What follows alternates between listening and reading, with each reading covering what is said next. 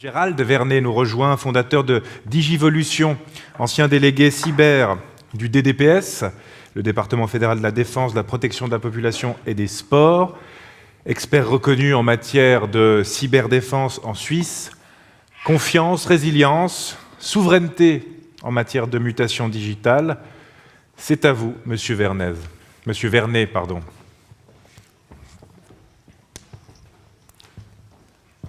Merci beaucoup. Il me manque la zapette, alors si je n'ai pas la zapette, mais je vais commencer sans la zapette, avec Madame, Monsieur, conseiller d'État, Mesdames et Messieurs, cher public, une petite anecdote. Il y a 32 ans, sur la place, ici, à côté, je faisais mon apéritif de mariage. Vous voyez que je ne suis pas allé très loin pendant tout ce temps-là, mais bon, voilà. Voilà, j'aimerais aujourd'hui philosopher un petit peu autour de ces trois termes qui sont au centre de la démarche de Digivolution. Si vous cherchez mes coordonnées, elles sont toutes sur le truc dans l'ombre, là-bas, bleu, avec notre logo de la Fondation. J'aimerais vous parler de la mutation digitale, en vous disant, attention, si quelqu'un encore pense que l'on peut faire machine arrière pour faire Ctrl-Alt-Delete de tous les problèmes qu'on a maintenant, je crois qu'on est malheureusement beaucoup trop avancé pour cela. C'est comme si aujourd'hui on disait à un Dahu fait machine arrière sur la pente de la montagne, il va se casser la figure. Donc on est condamné maintenant à aller de l'avant ici. La théorie du chien crevé au fil de l'eau aussi, on dit on ne regarde pas, je pense que ce n'est pas du tout la bonne manière d'avancer. Et puis, à la fin de ces quelques 25 ans DDPS, dont 20 pour le cyber, les opérations d'information, je suis définitivement arrivé à la conclusion que si on n'investit pas dans la prévention, dans l'anticipation, que l'on n'investit pas dans finalement avant le problème, on ne va certainement pas aller extrêmement loin. Alors, un tout petit spot publicitaire pour ce que nous faisons ici avec la Fondation. Donc, on est avant tout un poste d'observation, et vous verrez en quoi on est un poste d'observation. Le but, c'est pas de refaire ce que fait Marc Barbezat, ce que fait Patrick Dion, ce que font les entreprises de cybersécurité, c'est d'ouvrir vraiment l'horizon pour pouvoir ensuite faire en sorte que les décideurs de notre pays, au niveau de l'entreprise, au niveau de la commune, au niveau du canton, peut-être déjà au niveau personnel, puissent prendre les bonnes décisions avec ce qui nous vient dessus. J'ai fait, au cours de toutes ces années, 9 conceptions majeures, stratégies et autres. La dernière, je l'ai remise à la chef de département du DDPS juste avant de partir. Et je me suis effectivement aperçu que nombre d'entités, celles que je viens de mentionner, aujourd'hui n'ont pas le renseignement, ne savent pas quoi faire et sont toujours avec le nez dans le guidon à devoir réagir et puis finalement trouver des solutions pour lesquelles ils ne sont pas prêts. Il leur manque vraiment l'outillage ici. Alors, il ne s'agit pas pour nous, avec Digivolution, de faire de la technique et de la tactique, mais d'abord de faire de la stratégie. Ça ne sert à rien de courir à 100 à l'heure dans la mauvaise direction. Il est peut-être mieux de réfléchir un tout petit peu avant.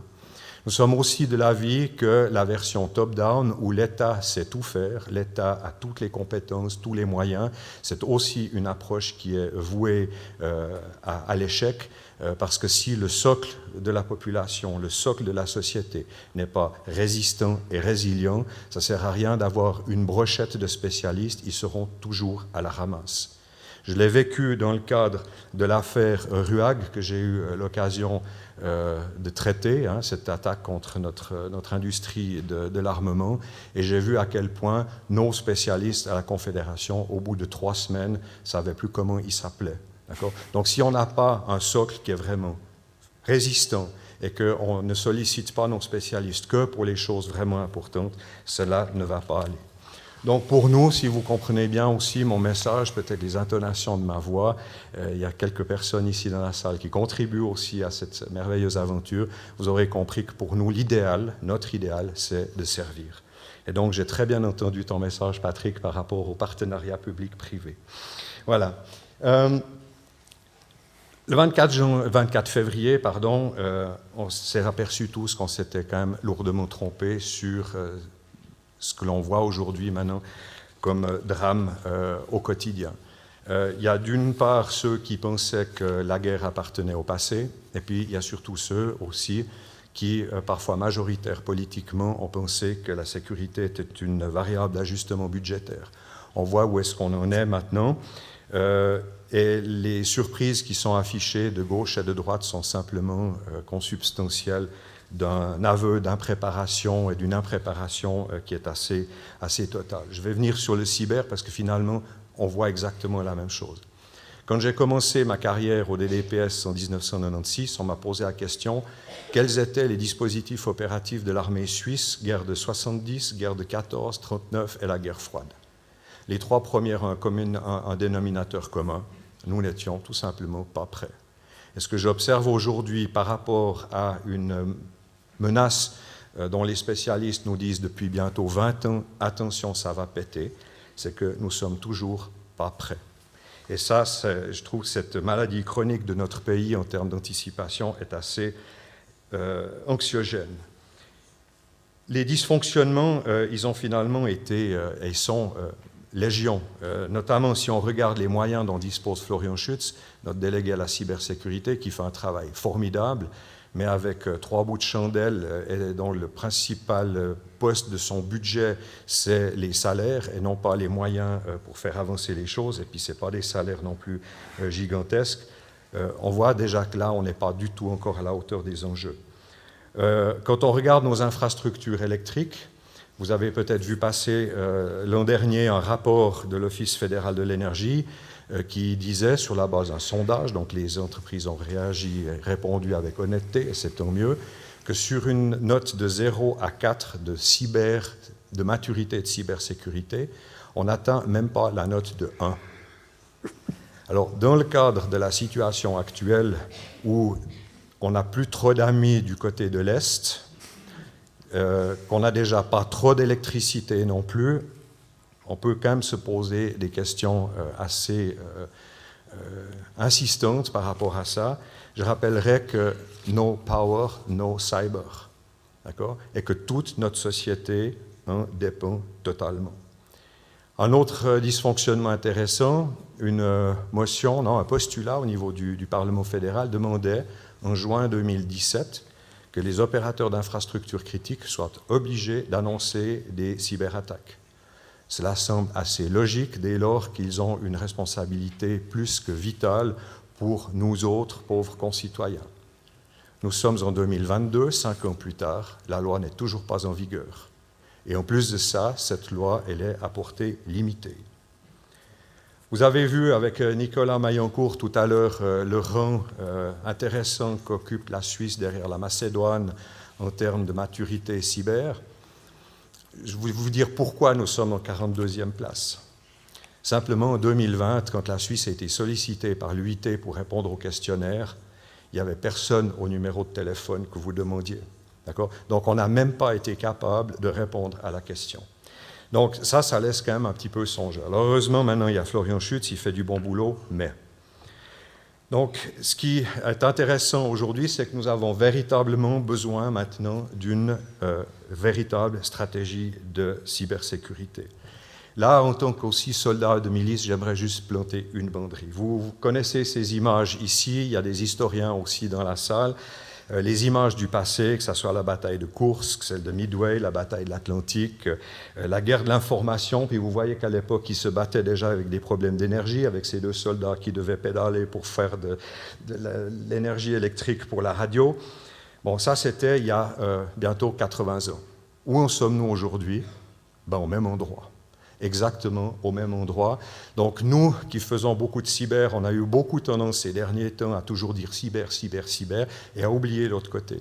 Ce qui m'inquiète un tout petit peu, c'est que maintenant, dans les discussions que l'on a avec la guerre en Ukraine, on entend beaucoup métal, métal, métal. Et de temps en temps, on commence un tout petit peu à oublier cet élément-là. Les contenus sont les mêmes, les uniformes des combattants ont un tout petit peu changé. Vous voyez, les jeunes gens ici, c'est plus tellement tenue d'assaut et coupe au carré, c'est savate, t-shirt, cheveux longs. Voilà, c'est les nouveaux combattants que l'on a aujourd'hui. Je crois que simplement le monde n'a pas changé. Par contre, avec la bande qui est en bas, ici, il y a quelque chose qui a beaucoup changé. J'aimerais vous montrer un chiffre. Celui-là, vous allez certainement le retenir, je pense. Ce chiffre a été publié par Bitkom, qui est la grande association allemande, comme chez nous, on a Digital Switzerland, donc avec toute l'industrie qui est dedans. Ils ont fait le calcul en 2020 pour l'économie allemande. L'économie allemande a perdu 220 milliards d'euros à cause de la cybercriminalité. C'est 6,6% du produit intérieur brut. Alors, si vous faites le même calcul rapporté à la Suisse, on est quelque part aux alentours de 35 à 40 milliards, c'est-à-dire la bagatelle de 7 à 8 fois le budget de l'armée. Alors, quand on se souvient de ce que je disais tout à l'heure par rapport à la vitesse d'exécution, aux moyens qu'on a donnés à Florian Schütz, etc., ça laisse quand même un petit peu songeur. On a entendu tout à l'heure les statistiques maintenant par rapport au cybercrime, c'est bien, on en a une depuis 2020. À l'époque, on a vu qu'il y avait 24 400 cas qui ont été rapportés et introduits dans la statistique avec une augmentation sur 2021 de 65%. Et là, les spécialistes de la police le savent mieux que moi, ce ne sont que les chiffres qui sont annoncés. Il y a tous ceux qui ne sont pas annoncés. La zone grise, les gens qui ont eu honte, les gens qui simplement ne savent pas qu'ils ont encore été attaqués ou qui ne veulent pas, pour une raison ou pour une autre, le donner. Donc on est largement inférieur à la réalité. Alors bon, bien sûr, ce chiffre-là, il est extraordinaire, mais même si vous le divisez par 2 ou par 3, ça fait quand même encore beaucoup. Et ce n'est que la cybercriminalité. Moi, ce qui m'inquiète, et en rapport avec le métier que j'avais avant, c'est que maintenant, on passe dans la catégorie adulte par rapport à tout ce qui est cyber. Aujourd'hui, on a un grand pays qui est assez connu pour nous avoir déjà fait passablement de soucis dans le cyber, n'est-ce pas, qui tout à coup nous considère plus comme un endroit neutre et ami. Alors, par rapport aux différents scénarios qui peuvent se passer, je vous invite simplement à lire le billet que nous publions tous les 15 jours sur notre site Internet. Et là-dedans, il y a quelques éléments de réponse. D'ailleurs, on a entendu ce matin déjà, on est au milieu du brouillard de la guerre, comme aurait dit Clausewitz, et on voit déjà les profiteurs qui se sont profilés, comme durant la crise du Covid, c'est-à-dire que nous sommes occupés, il y a cet effet tunnel, et les criminels se ruent là-dedans. Mais maintenant, il n'y a pas que les criminels. Donc la question maintenant, c'est qu'est-ce que l'on fait? Qu'est-ce que l'on fait? Par où commencer? Alors, il y a la manière militaire, tip-top, en ordre, qu'on connaît tous, bien sûr, commençons par les Toblerones. J'en arrive et j'en reviens maintenant à nos 3 termes ici, de confiance, résilience et souveraineté. Ce sont des notions qui ont énormément souffert ces dernières années. Il faut en être clair, elles sont importantes, elles sont aussi au cœur de la démarche de notre fondation, mais elles ont beaucoup souffert. Tout d'abord, en termes de confiance, il faut savoir que l'éthique, bon, vous l'avez certainement entendu, on a vu aussi que la cryptographie était dans notre poche en permanence. Donc les technologies d'information sont au cœur de notre vie. Maintenant, parmi vous, il y en a certains qui habitent au 5e étage d'un grand immeuble. Imaginez ce que ça signifie s'il n'y a plus de technologie de l'information fonctionnelle. Je vais vous donner un exemple très trivial, beaucoup plus trivial que celui du professeur Vaudnet. Vous pressez une fois sur le bouton et vous n'avez plus d'eau dans la chasse dans vos toilettes. C'est aussi simple que ça, parce que derrière les pompes, derrière le traitement de l'eau, etc., il y a ces systèmes-là. Donc, qu'est-ce que l'on fait avec ça? Sur quoi repose notre confiance aujourd'hui?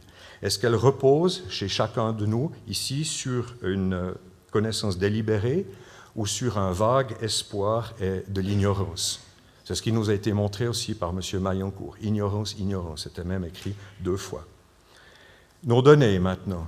Où se trouvent nos données? Qui fait quoi avec nos données? Qu'est-ce que je fais, moi, avec mes données? Depuis fin 2003, par exemple, si on veut maintenant regarder la problématique des fake news, on a vu cette vidéo avec M. Berset, il y a une vidéo avec M. Obama aussi, ça se fabrique sur un téléphone aujourd'hui. Quelle confiance avons-nous dans l'information? On sort quand même de 2 ans où le citoyen moyen avait plus confiance dans TikTok et Facebook qu'en ses propres autorités fédérales et communales. Donc ici aussi, ces éléments-là jouent un point important dans le cadre de la confiance. En termes de résilience, on en parle beaucoup, c'est un terme qui est très utilisé, très à la mode, je pense qu'il n'est pas tout à fait bien compris.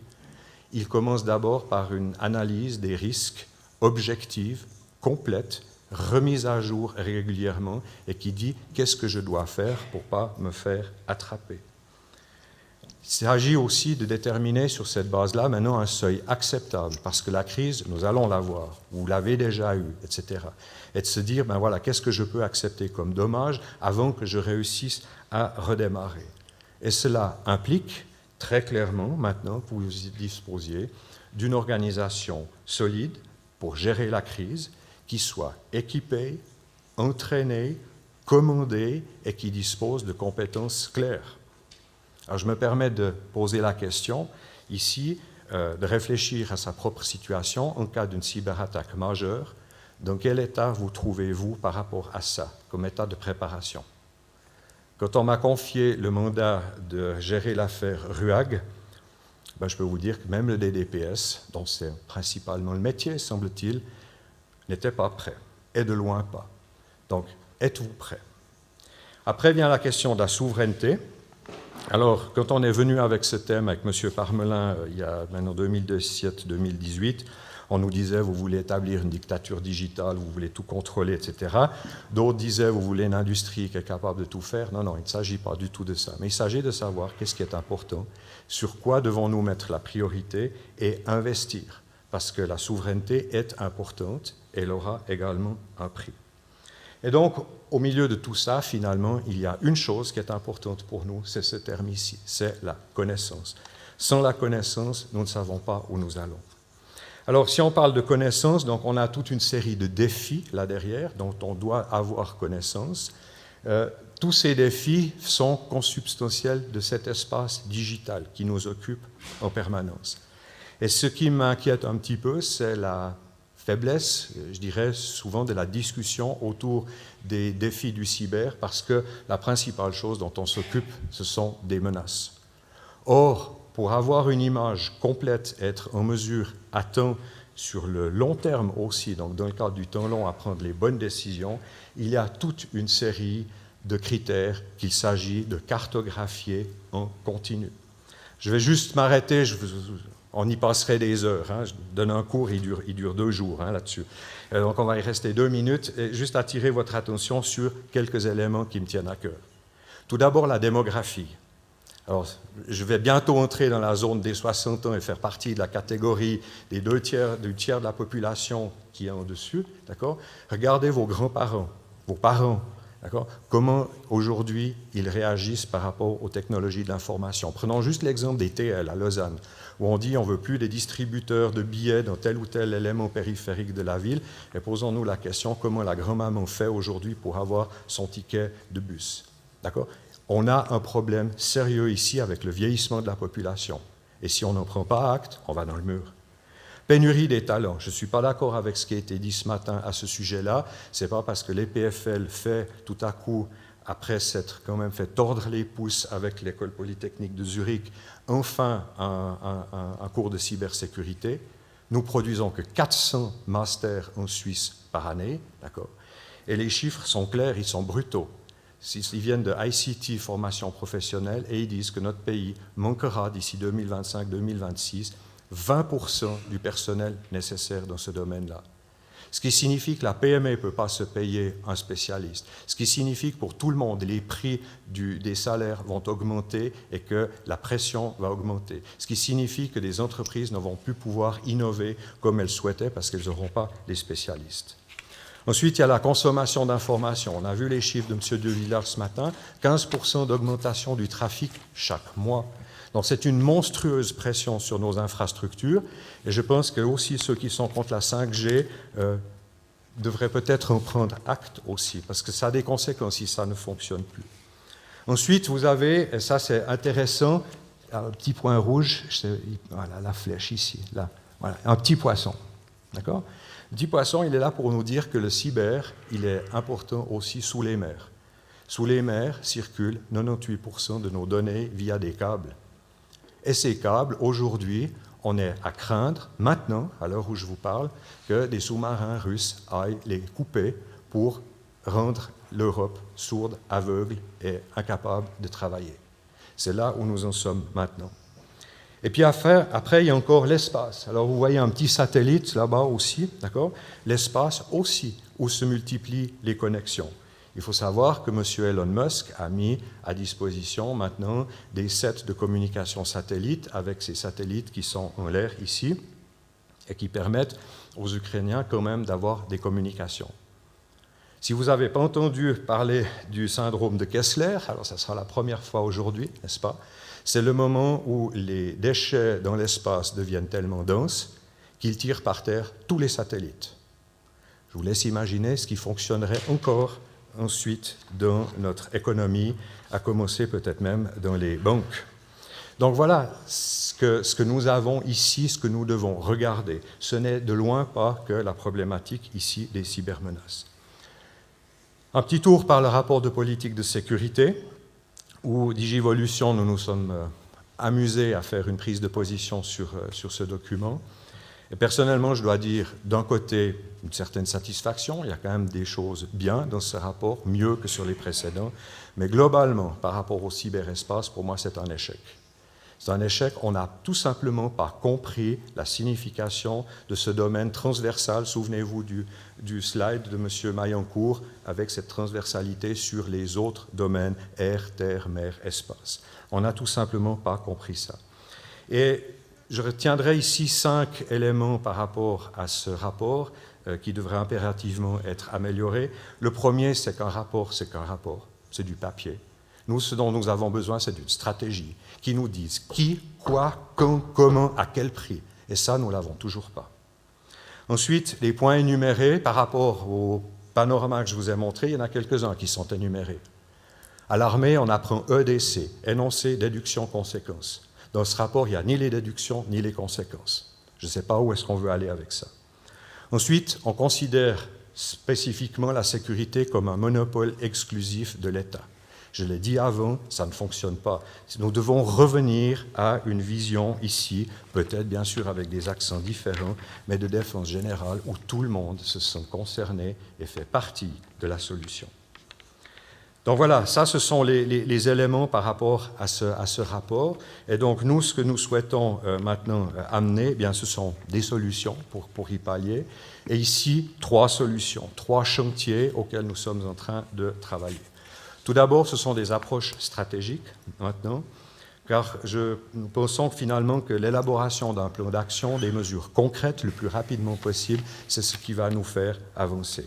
Puis là, je ne peux pas m'empêcher de partager une bonne nouvelle qu'on m'a annoncée hier soir, que Digivolution allait être chargée par un canton de l'accompagner dans cette démarche stratégique. Je pense que c'est effectivement par là que ça commence, mais stratégie ne veut pas dire papier qui va arriver dans 6 mois après avoir été révisé par 25 000 personnes. Stratégie, c'est vraiment rapidement, comme on dit à Berne, PS am Boden, hein, vraiment transformé.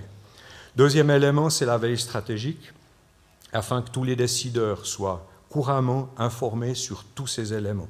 Alors il y a un certain nombre de choses qui sont faites, qui sont déjà très bien faites. Prenez dans le canton de Vaud, avec ce que nous disait M. Barbeza tout à l'heure, il y a des rapports réguliers qui sont mis à disposition ici par rapport aux menaces, aux dispositions des communes et du public. C'est un premier bon pas.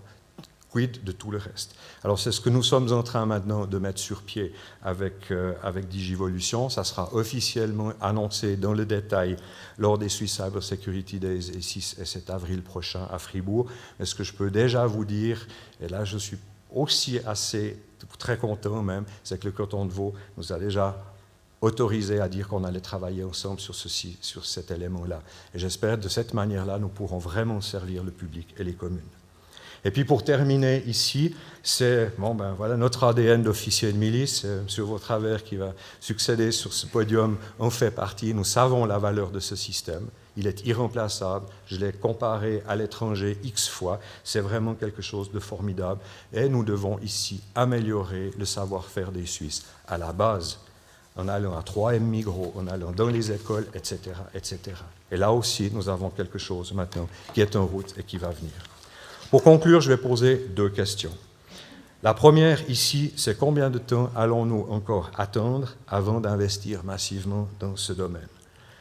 Personnellement, je trouve que faire du codage à l'école pour nos enfants, moi j'ai 2 enfants adultes qui ont fait ça, ils ne se souviennent de rien, ils n'ont rien appris, je ne sais pas. Par contre, en termes de cyberhygiène, en termes d'instruction civique, pour comprendre comment fonctionne notre État, je pense que là, il y a quelque chose à faire. La question du quand, pour moi, elle est claire. C'est déjà trop tard, mais ce n'est pas pour autant qu'on va baisser les bras. L'urgence, ça fait en tout cas 10 ans. Et puis je racontais de la science-fiction, a dit M. Duvillard tout à l'heure. J'espère que je ne vous en ai pas trop raconté aujourd'hui, ou bien peut-être dans 10 ans, vous pourrez dire Vernet a dit. On ne sait jamais. Voilà. Donc ça, pour moi, avant que le monsieur digital ici fasse le pas de trop. Et la dernière question, c'est combien est-ce que cela coûte? Actuellement, il est évident que nous avons investi trop peu et trop tard. Les chiffres du Bitcoin, bien sûr, il y a une énorme zone grise là-dedans, ne les prenez pas comme argent comptant. Néanmoins, ce sont des chiffres qui doivent nous impressionner. Et la question c'est, pouvons-nous tolérer autant de casse simplement sans bouger? Ça, c'est la question que j'aimerais vous poser. Donc, notre responsabilité collective est engagée. Nous devons cesser d'être négligents, pas simplement naïfs, négligents. Et si j'observe bien ce qui est écrit dans le code pénal, négligent, c'est pénalement répréhensible. Donc, quelque part, il faudra peut-être qu'on aille demander des comptes un jour pourquoi les choses n'ont pas été faites. Donc voilà, avant que ça devienne supportable, et c'est ce que nous essayons avec engagement, avec Digivolution aussi, pour faire avancer le schmilblick. Merci.